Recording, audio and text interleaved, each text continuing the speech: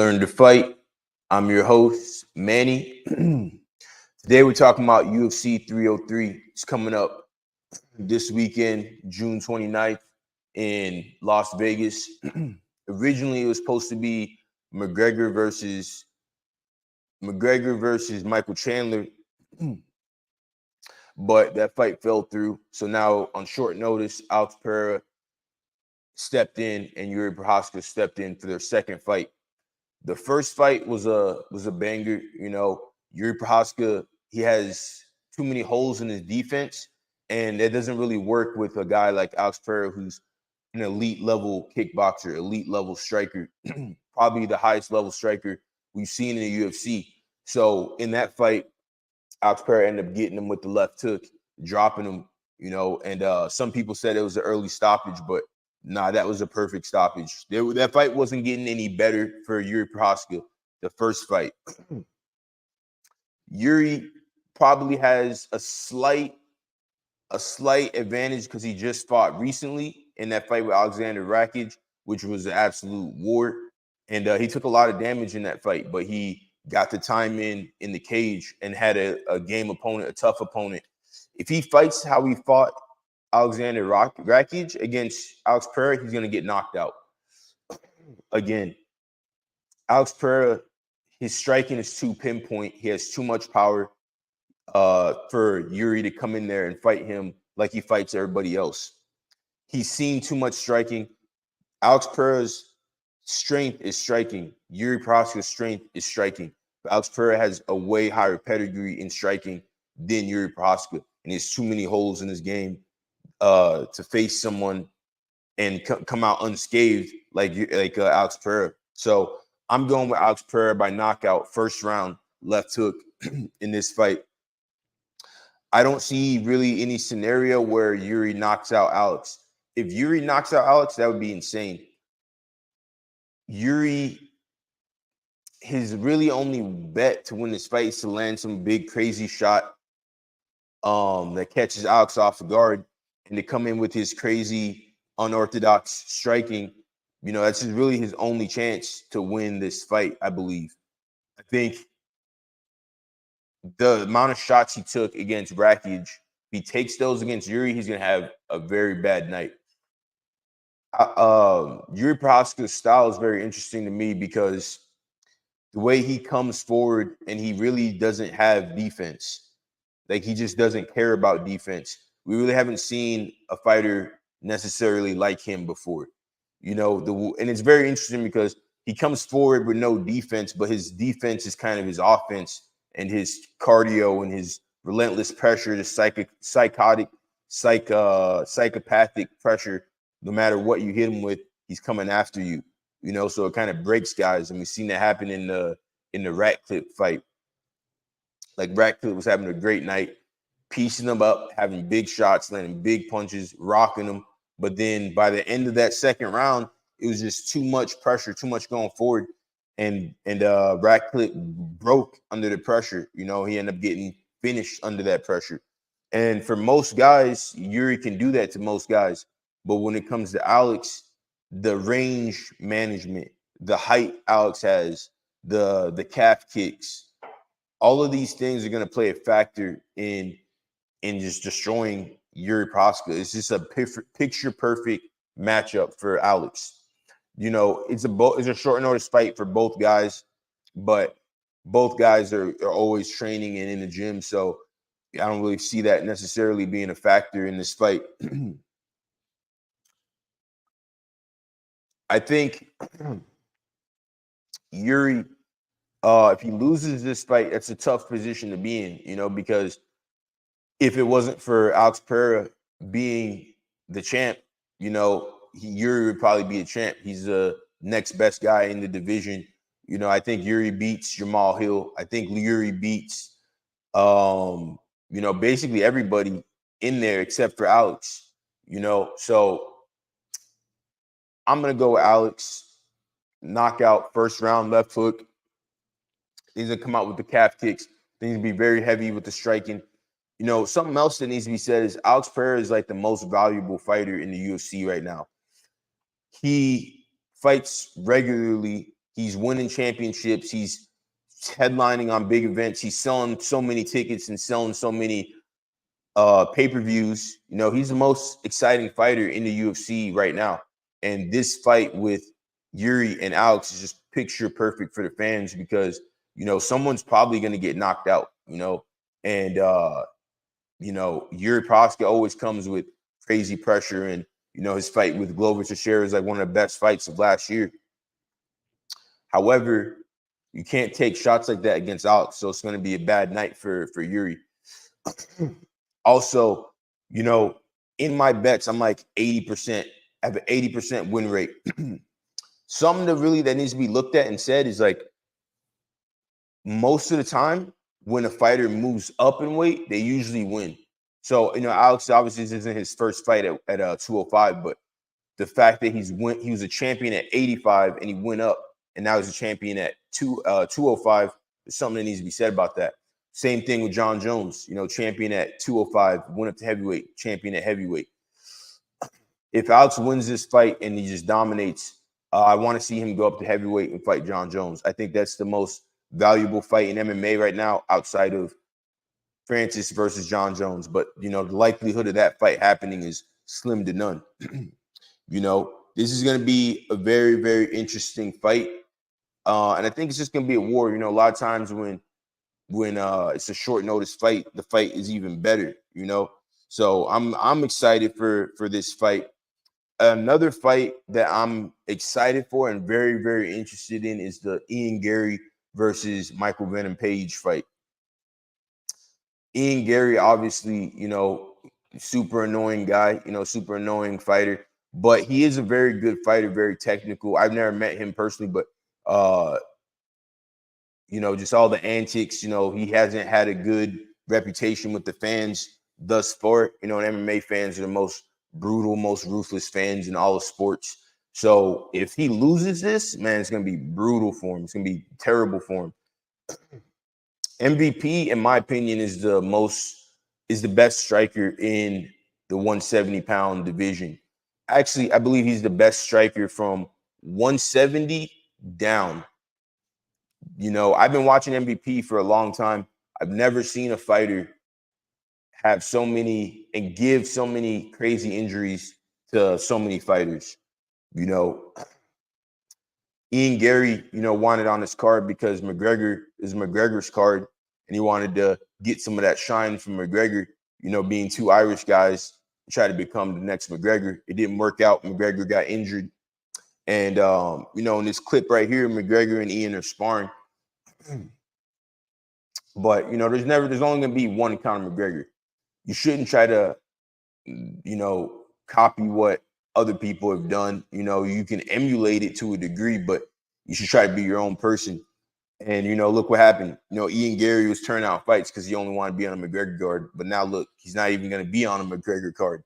You know, it's still a great card, going to be one of the best cards of the year. But look what happened.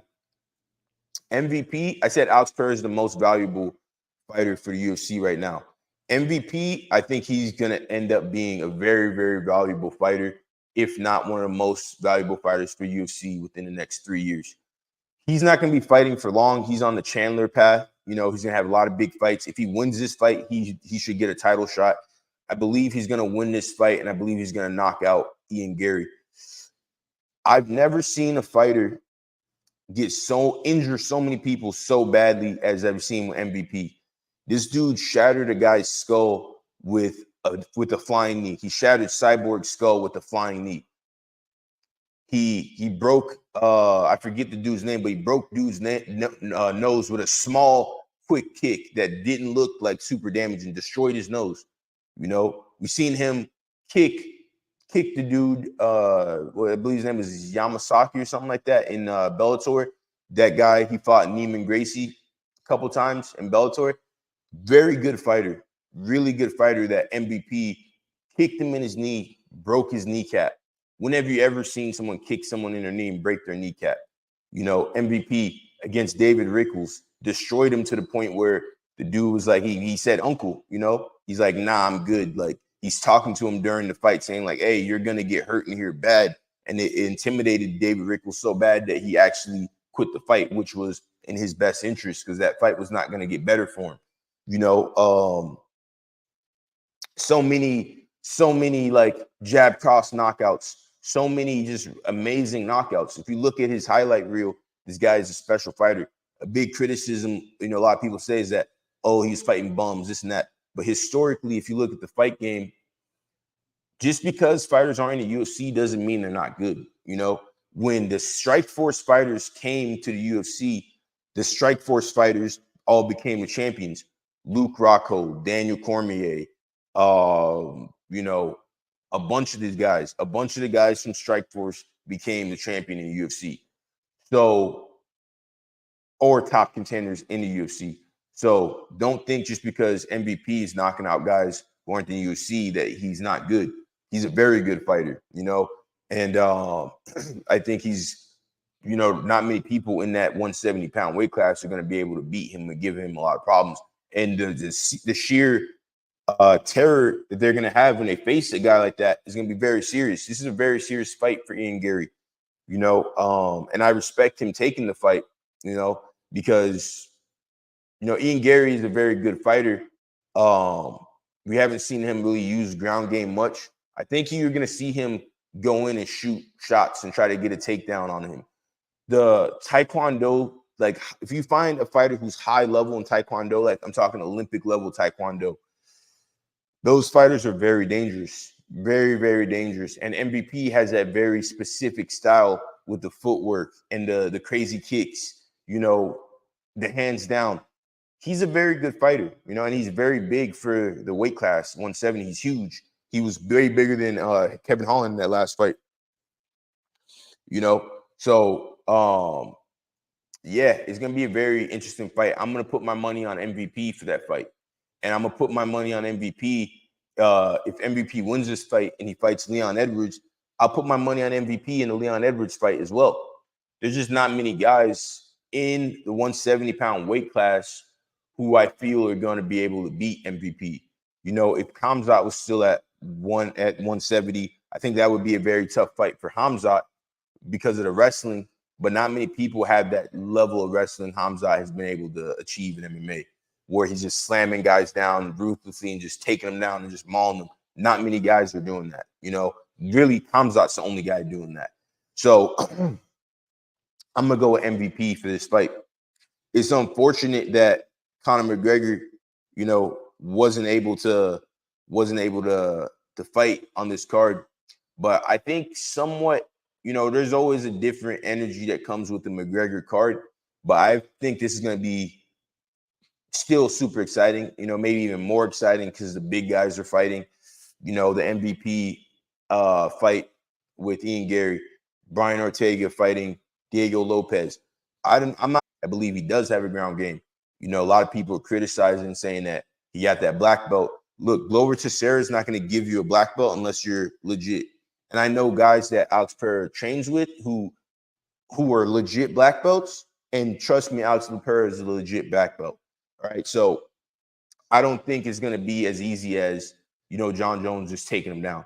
If John Jones is able to take Alex Pereira down, I believe John Jones has the level of ground game that John Jones has is the same as Alex Pereira's level of striking in MMA. So if they were to fight, I have obviously John Jones winning, but it would just be the most interesting fight, I believe, in John Jones's career thus far. And it'd be the most exciting fight. Let's see if how John Jones does against an elite level striker. How does John Jones striking really work against someone like Alex Pereira? You know, how does that play out? You know, is Alex Pereira going to shell up because of John Jones's ground game? We've never seen Alex Pereira really taken down and held down and hit with some elbows on the ground. We don't really know how that plays out, you know. So I would love to see that fight. And I think John Jones would win that fight. And I think if Alex Pereira wins and he knocks dude out, that's the fight to make. And I think if Alex Pereira were able to beat John Jones somehow, he would go down as like the greatest MMA fighter. He'd go down as like the greatest MMA fighter, one of the greatest martial artists ever, because that would be 3 belts and 3 weight classes. That's never been done. And I think that's the fight to make. You have to make that fight. Both guys, if John Jones beats Stipe, he should stick around for that one more fight with Alex and then call it a career, unless he can get that Francis fight. But thus far, we're not really seeing that as a possibility.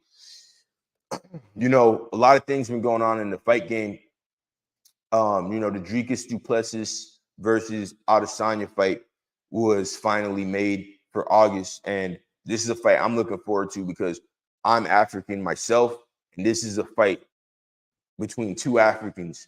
But Dricus, you know, is kind of out of line with some of the things he said, you know, knowing that he's African. He lives in Africa. Yeah, but let's not forget the history of apartheid in South Africa, you know, and for him to say that he's more African than Kamaru Usman, more African than Francis Ngannou, more African than Adesanya, more African than me, right? That rubs me the wrong way. And I want to see Adesanya go in there and beat dude's ass, to be honest.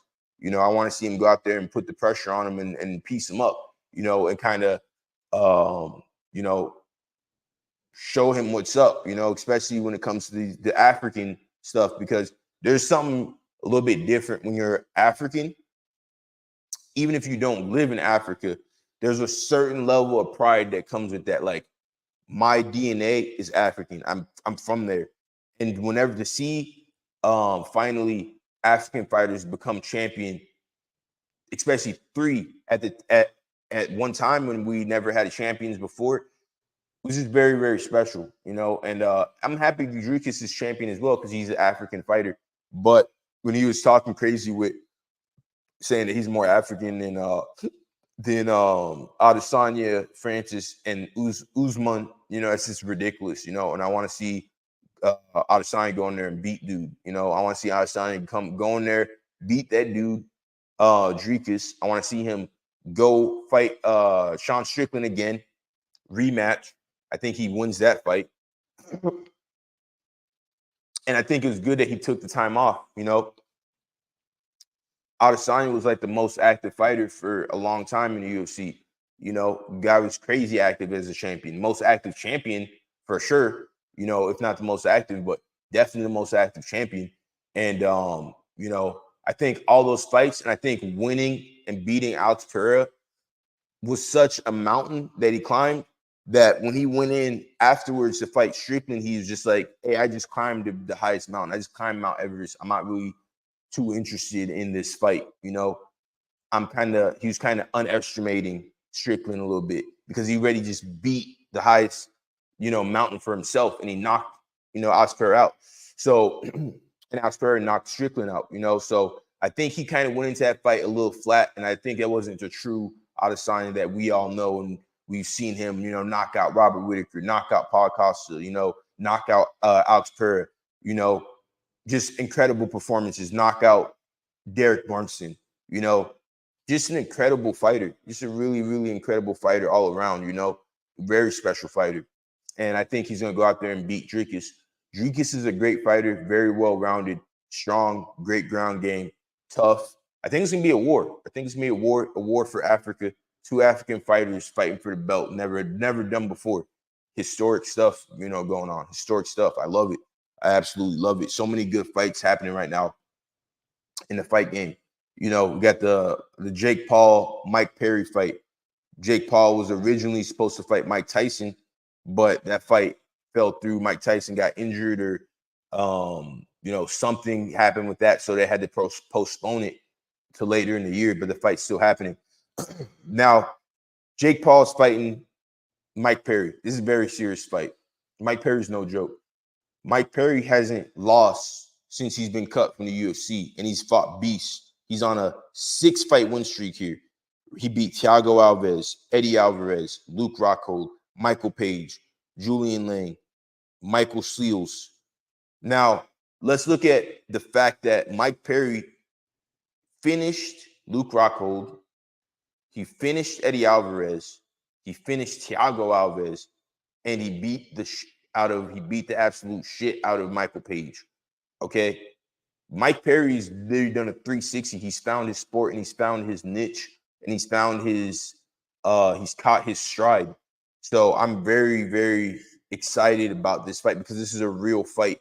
Even though Jake Paul is still trying to fight someone way smaller than him, but I think Mike Perry is going to win this fight and pull it off. And I think it's going to be a very vicious fight. I think you're going to see Jake Paul running away a lot, and dancing around a lot. And the weight that Jake has gained, I think that's going to play in his detriment.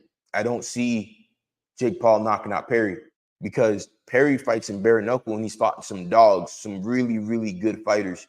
And he just comes forward and just wrecks dudes, you know what I'm saying? With just no, there's no fear. He loves the pain. He just goes forward. He's just a raw fighter, the way he went after Thiago Alves and just bullied him, basically. He just bullied Luke Rockhold. Luke Rockhold is a champion.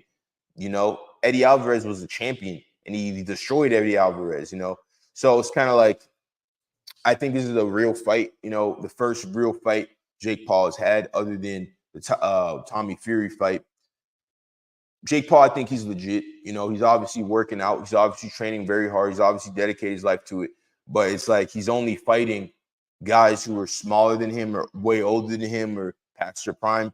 And I understand what he's doing. I get it. But it's just not, when you fight a real fighter who's young and in the prime and coming off the confidence of someone like Mike Perry, it's not going to be a good night. You know what I'm saying? It's not going to be a good night because he hasn't set his mind to the point where he's used to fighting real fights. You know what I'm saying? The last fight he fought a dude who literally hadn't fought in forever, and was clearly out of shape, clearly had no business being in the ring that day. And it was just a very, very quick, sloppy, easy fight. It's not going to be the case with a guy like Mike Perry, who's coming off of a few years now of building. And he's really made a name for himself in this field of bare knuckle, and really did a 360 from his UFC career. He's in such a high place right now. If he wins this fight, there's so many fights for him to have. There's so many fights for him to have in bare knuckle. McGregor just bought the bare knuckle FC, became one of the owners. If McGregor ends up fighting bare knuckle, that's a crazy fight to make. Very, very interesting fight. There's a lot of fights for Perry. The Darren Till fight. There's a lot of great fights. I would love to see him fight Dylan Dennis because I'm sick of the dude. You know what I'm saying? Like, he just never fights. He just runs his mouth. I want to see him fight Dylan Dennis. So I'm going with Mike Perry for this fight, and I think Mike Perry. I think he breaks him. I think he breaks him definitely with a lot of body shots, and I think it's gonna be a finishing. I think he's gonna get finished this fight, Jake Paul. And I think after this fight, when he gets finished, he's gonna go fight Mike Tyson, and it's gonna be a very, very bad scenario for him to fight Mike Tyson and coming off of a loss, regardless if Mike Tyson's 60 years old. Mike Tyson's a real dude. A dog. Real fighter. So there's so many good fights right now in the fight game. The Mike Perry, Jake Paul fight. Dricus and Adesanya. Alex Pereira, Jiří Procházka. We got Sean Strickland just beat Paul Costa. There's so many fights to make. The John Jones versus Stipe fight. I'm going to be doing a deep dive on that soon as well in the next week or so here. There's a lot of great fights going on. Where does McGregor go from here? McGregor broke his toe. It could be he could be out for the rest of the year. Depending how his toe heals. I never broke my toe, so I can't really speak on that. I don't know how that works. I don't know how that heals. I don't really know how that goes. But typically, when you break a bone, and his toe was broken all the way through, that's going to be at least like a 2-month recovery.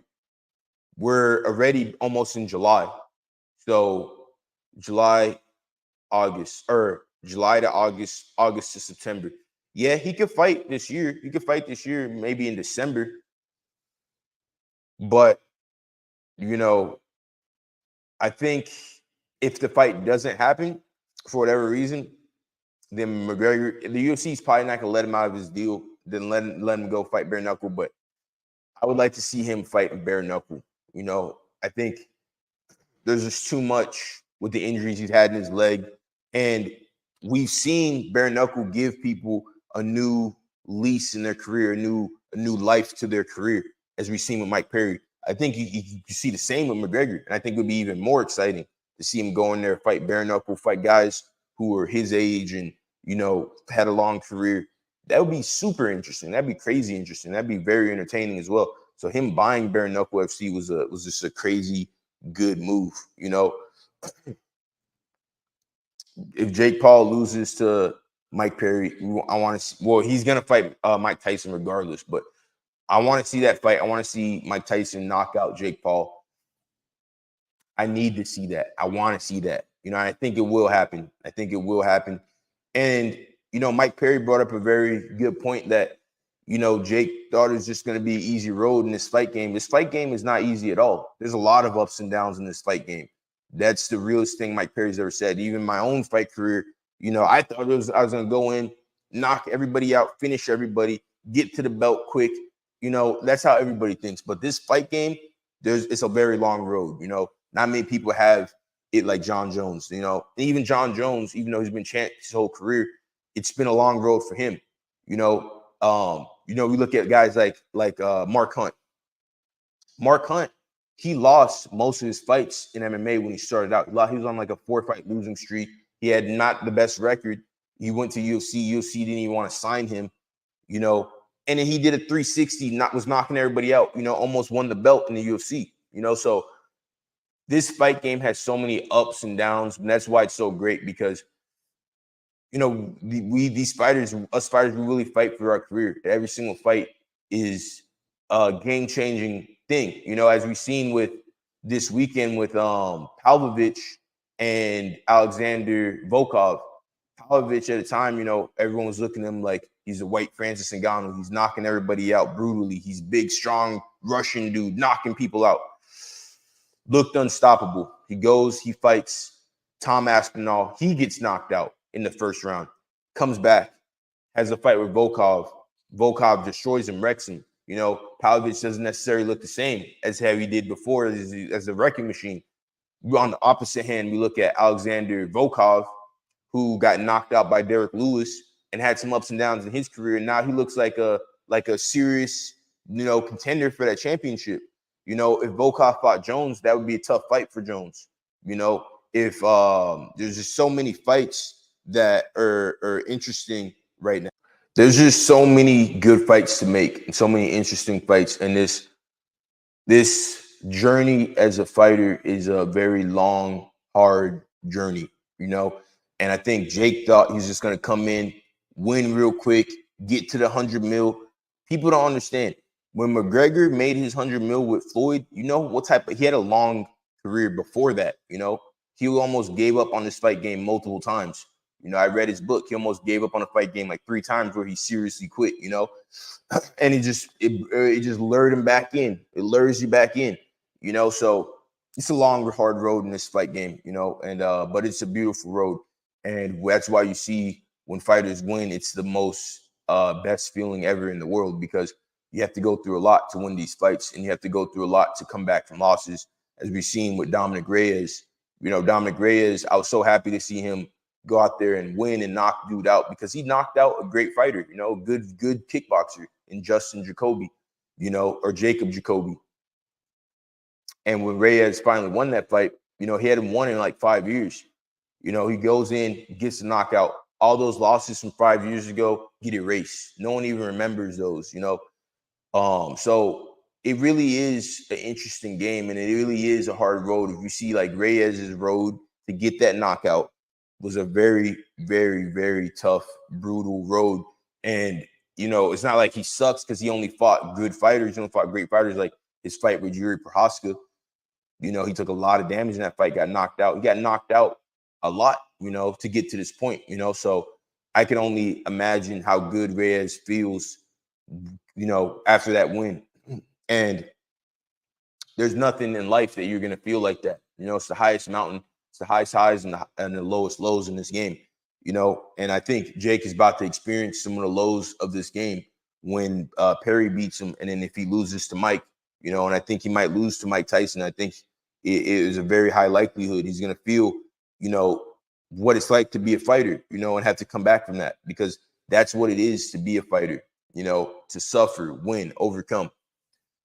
Alexander Andrei Arlovski is actually fighting on this card. Andrei Arlovski has been fighting for over 20 years. Bro has been fighting like almost 30 years. If not, I believe he's been fighting 30 years. This dude was UFC champ way back in like 2000, heavyweight. He's still fighting in the UFC and still winning after a long career. Bro's 45 years old. He's had, this will be his 60th fight. This will be his 60th fight. And he's still fighting.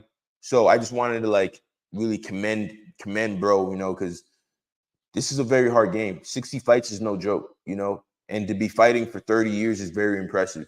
And to still be fighting at a high level after 30 years is very impressive.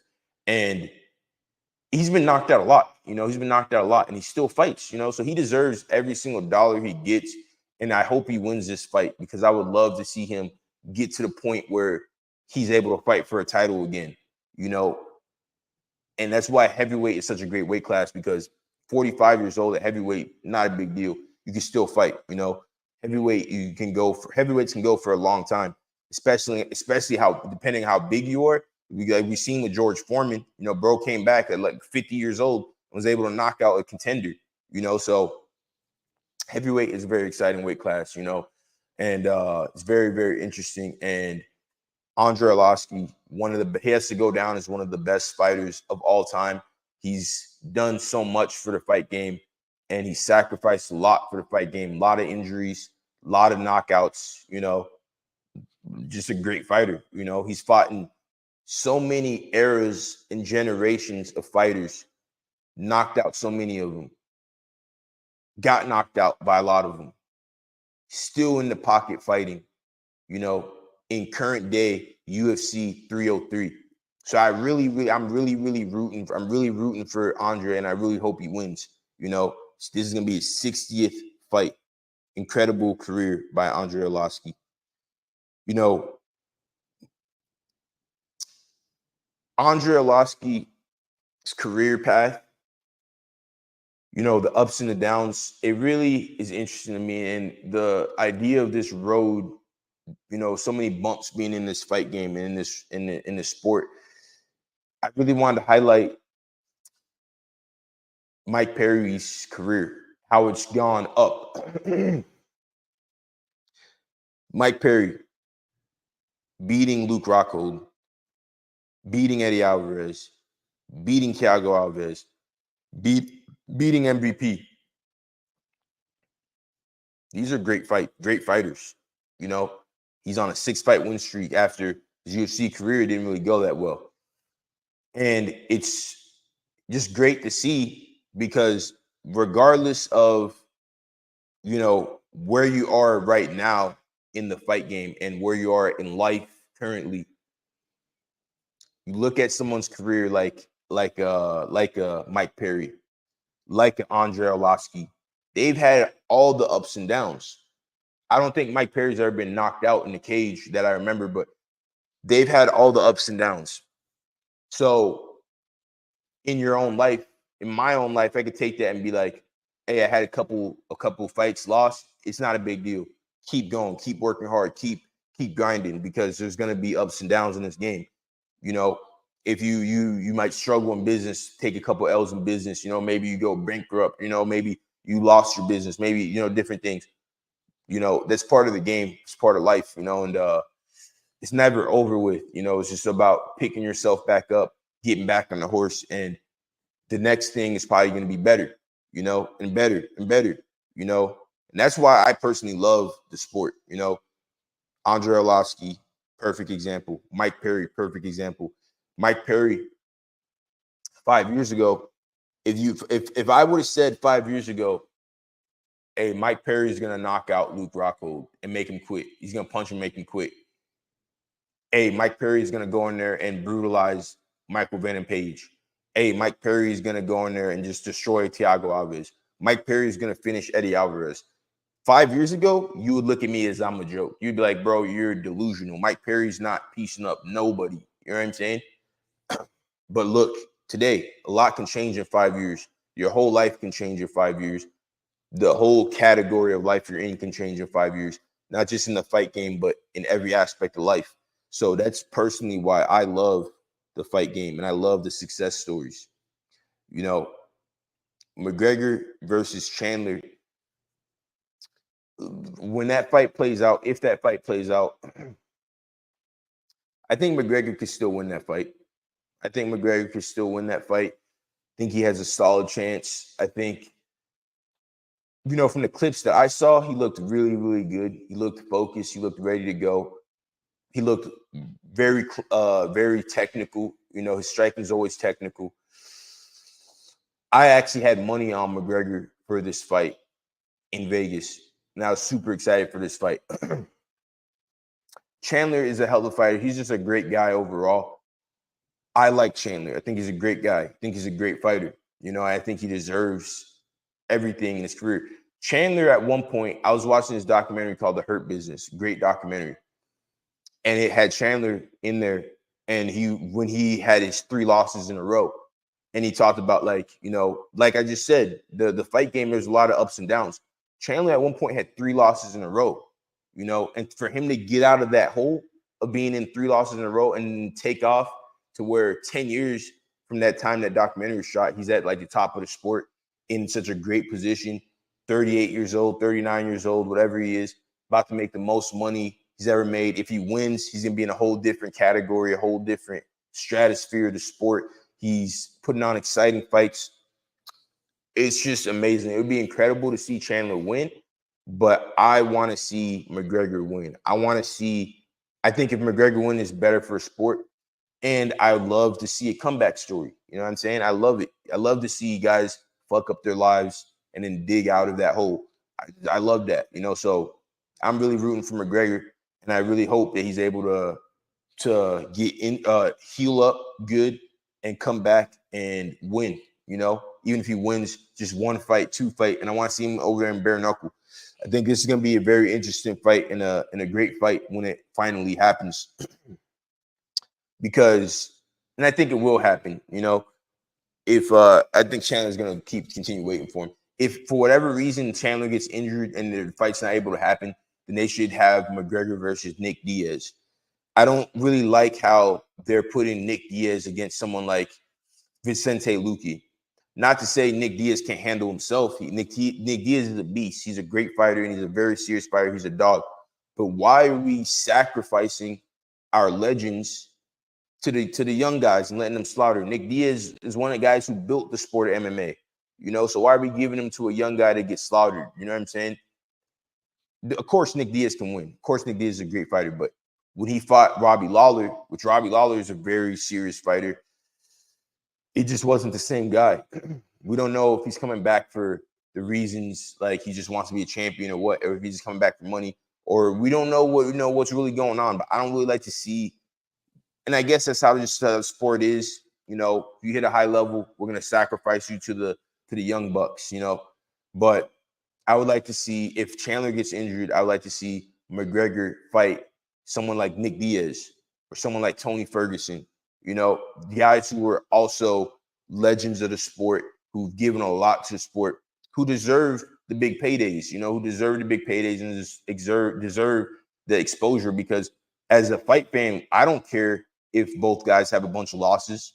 I personally don't care. I want to see that. I want to see McGregor and Tony Ferguson. And I think Tony Ferguson is a great guy to fight, because there's a good chance McGregor could win, and there's a good chance Ferguson can win. And if Ferguson wins, that's a great story. If McGregor wins, that's a great story. But also, if Chandler wins, it's a great story. But if for whatever reason Chandler falls out this fight, I think that's the fight to make. Or you can make the Nate Diaz McGregor fight. But I really honestly rather see Nick Diaz versus McGregor. I think that's a very interesting fight. If Nick Diaz comes out like Nick Diaz of old, you know, because, you know, this game breaks a lot of people. This game seriously breaks a lot of people. If you're not smart, if you don't have the right people around you, you know, if you take the wrong fights, if you stay in the game too long, if you don't build other skills outside the fight game, and your career goes left and this is all you have, it breaks a lot of people, you know. A lot of fighters, and I know this because I just watched the documentary, The Hurt Business, and it's just a beautiful sport. It's a beautiful sport. There's a lot of ups and downs. I've seen fighters broken from the fight game. I've seen people's confidence get destroyed from taking a bad beating. I've seen all of it. But however, this is why the sport is so beautiful. It's an amazing sport, the most real sport there is, the most raw, real thing that there is. So, and it goes way back to the days of Rome. So with pancreation and stuff like that. So I think this fight card, UFC 303, there's a lot of interesting storylines unveiling right before our eyes. And I think it's going to be just an incredible, incredible fight card. Probably one of the best of the year. The Alex Pereira fight with Jiří Procházka. Great fight line. If either guy win, I would love to see Jiří Procházka go up to heavyweight. Jiří Procházka is a big dude. He's seriously a big dude because I trained with a guy named Brandon Housey, and Brandon Housey is a huge, huge dude.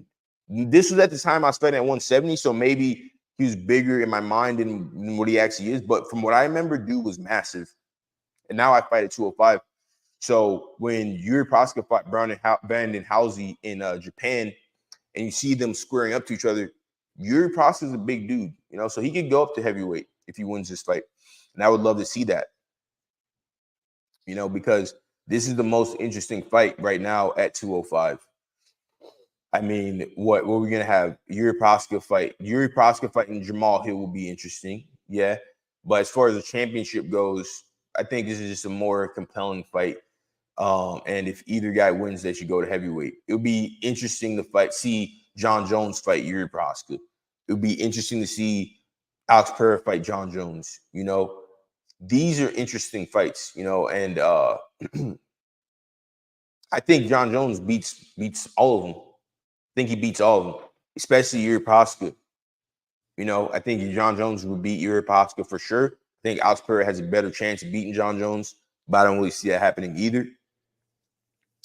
At the same time, we got the welterweight, the welterweight landscape in this fight. A lot of pressure on both guys. MVP has to win the fight. Because if he loses, he's an older guy. He can lose and come back. But MVP is an older guy. His path is to go in there, win these fights, get to the belt, win the belt, have a couple exciting fights, retire, leave with all the money. That's his path. Ian Gary is a young guy. He has a longer career. But Ian Gary, if he loses a fight, it's going to be very, very, very brutal because he's pissed off a lot of fans, with some of his antics, and a lot of people just don't like him, So if he were to lose, man, they would just destroy him in the comments, especially if he gets knocked out. Remember when Rashad Evans got knocked out by by Lyoto Machida, and the fans just destroyed him? And Rashad Evans was a pretty likable guy, So if MVP knocks out Ian Gary, the memes are going to be crazy. And it's going to be very hard for Ian Gary to recover from that. He can recover from it. Anybody can recover from it. We've seen Bisping recover from getting knocked out with the H-bomb and go on to become the champion. That's another storyline. Bisping, was just never breaking through to the championship. Got knocked out by Hendo. But he was always a great fighter. Stayed in there. He lost his eye. Stayed in there. Became a champion. When we're talking about like guys struggling and the road of the fight game being a long road, not an easy road. You get into this game thinking you're going to have an easy time. It's going to be easy victories. You're wrong, because if you look at John Jones, even though he won all his fights, he still had a hard time outside the cage, So this is no easy sport. This is no easy game. And all these timelines are playing out before us. It's going to be very interesting. But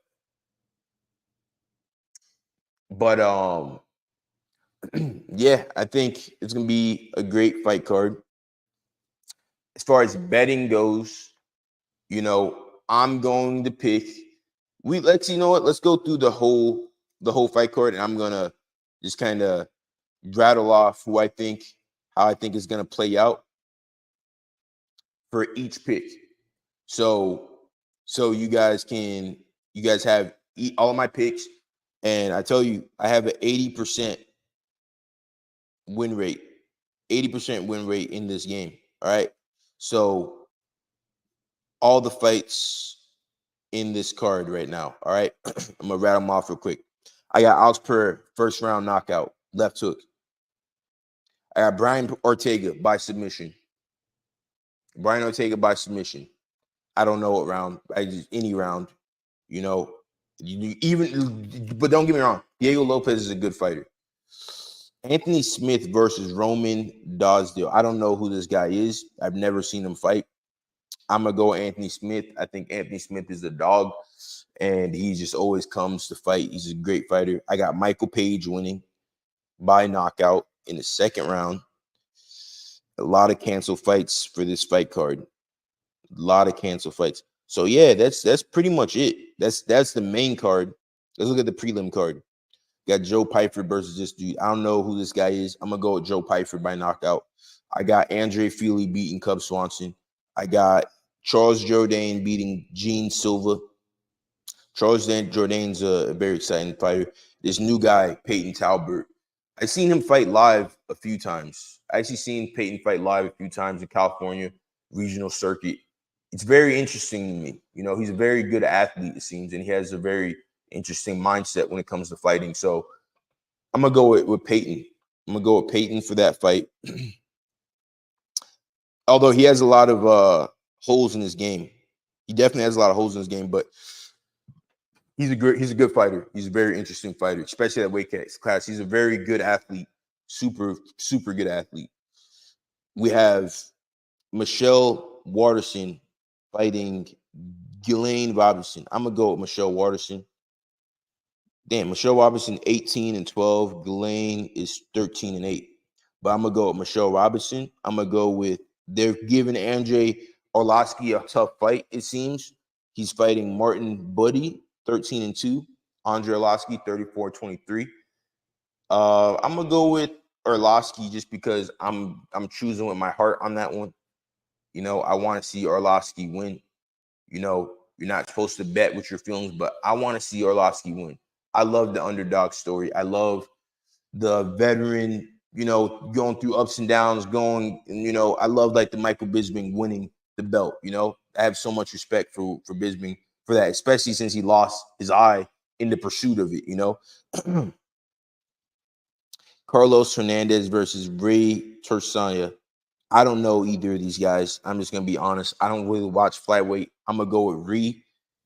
He's 9-0, looks legit. Ricky Simone versus Vinicius Oliveira. I'm going to go with Ricky Simone. I'm going to just have Ricky winning. You know, a lot of good fights. A lot of good fights out in Vegas. So, yeah.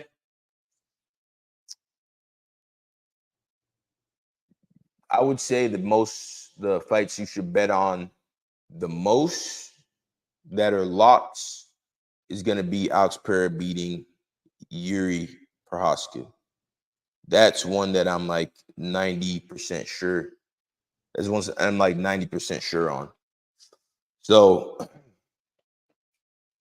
yeah, UFC 303. You know, what's it going to be? UFC 303. What's it going to be? Alex Pereira, you know, winning and then fighting John Jones in early next year. I think that's the move. So, and then, oh yeah, of course, we're gonna wrap it up with the Jake Paul fight again, or not the MVP, the Mike Perry fight, Mike Perry and Jake Paul. Again, I got Mike Perry beating Jake Paul. The fight that I'm very interested in is Adesanya and Dricus. I got Adesanya winning that fight by knockout in the second round. I got him not winning that fight. Second round knockout, similar to how he beat Paulo Costa. So we're gonna, as that fight gets closer, we're gonna get more in depth on that one and why I think it's gonna happen the way it's gonna happen. I think Dricus's striking is good, and he has a very good, like, bulky, coming forward style. But I think when you have these high-level strikers, elite-level kickboxers like Alex Pereira, like Adesanya, that style, especially when they're winning championships in places like Glory, is a very hard style to beat. Like, for example, MVP. When you truly have that high-level striking, it's just like anything. Like, you have that high-level grappling. But I think Adesanya's striking is just going to be too much for Dricus. I think he's going to knock him out second round. And there's so much that's riding on this fight, because it's for the King of Africa title, And we can't have Dricus being the King of Africa. Nah, hell nah. Hell no. We need to have, even though Dricus is African yet, but, come on. I want Adesanya to win. And I'm African. You know what I'm saying? Period. You can roast me for that, say whatever you want, but that's how we're rolling. And that's how I'm rolling. Adesanya winning knockout. Second round. Put your money on him. But it's going to be a good fight. It's going to be a good fight. Learn to fight. Show some love.